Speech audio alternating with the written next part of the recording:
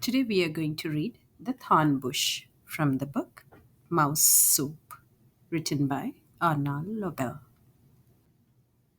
An old lady went to the door of a house. She was crying. A policeman came running. "Dear lady," said the policeman, "why are you crying?" "Come in," said the old lady.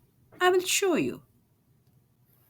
"Look, there is a thorn bush growing in my living room chair," said the old lady. "How did it get there?" asked the policeman.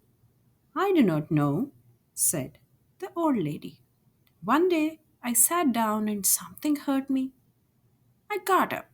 There was the thorn bush." "You poor lady," said the policeman. "I will pull the thorn bush out of your chair.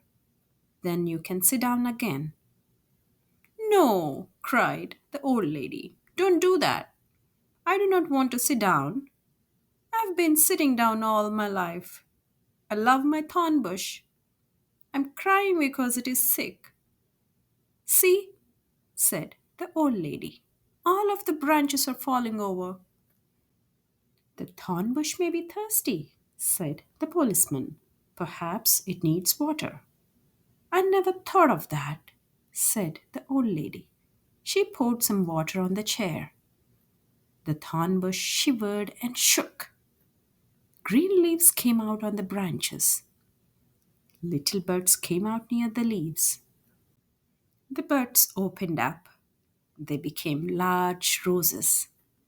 "Thank you, kind policeman," cried the old lady. "You have saved my thorn bush. You have made my house beautiful."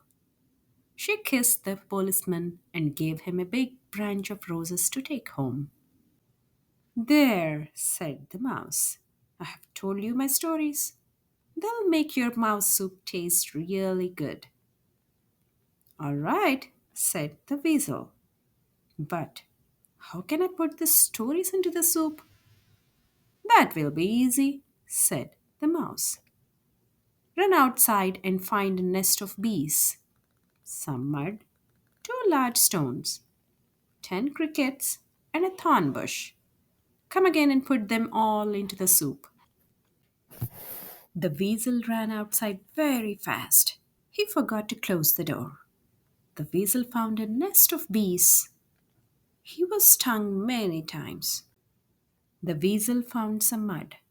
It was wet and gooey. The weasel found two large stones. They were heavy. The weasel found 10 crickets. He had to jump to catch them. The weasel found a thorn bush. He was pricked and scratched. "Now my mouse soup will taste really good," said the weasel.